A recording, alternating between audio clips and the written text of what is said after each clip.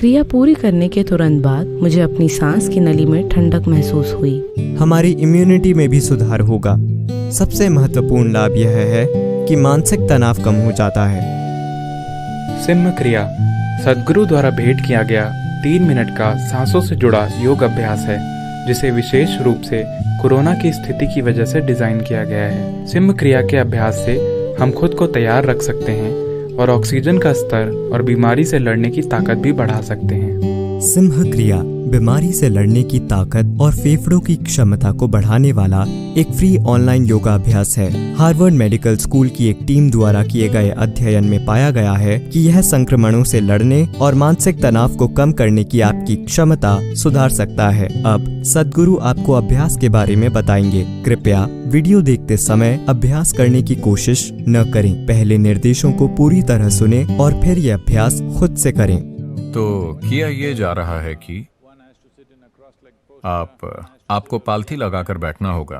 आप जिस भी तरह से बैठ सकें, आपका शरीर जिसकी भी अनुमति दे, और फिर दोनों बाहों का उपयोग करके इसे इस तरह से ऊपर उठाइए कि आपका पंजर डायफ्राम के हिस्से से ऊपर उठ जाता है।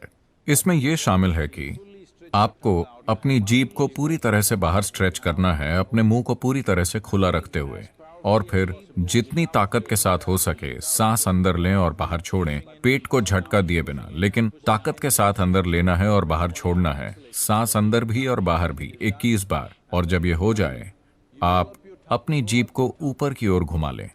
इसे उतना पीछे ले जाएं जितना आप ले जा सके, और अपना मुंह खुला रखते हुए फिर से उसी तरह सांस लीजिए। सांस अंदर, सांस बाहर, जितनी हो सके उतनी ताकत से, लेकिन अपने गले में दबाव पैदा करके आपको इस तरह से आवाज निकालनी होगी। यह महत्वपूर्ण है कि आप गले में, अपने गले के गड्ढे में दबाव पैदा करें और आवाज निकालें।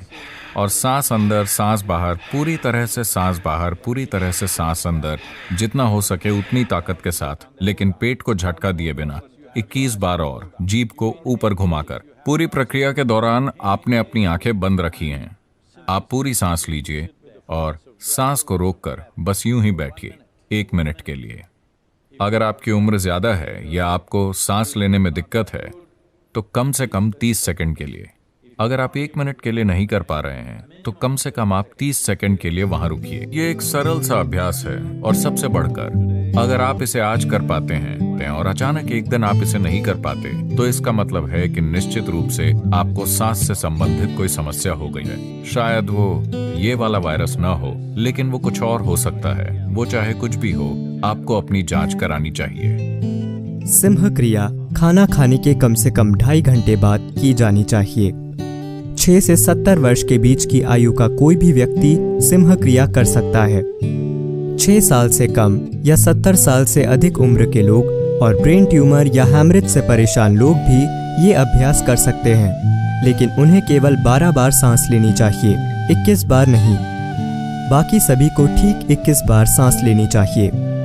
बीमारी से लड़ने की क्षमता बढ़ाने के लिए कई दूसरे अभ्यास ऑनलाइन सीखें।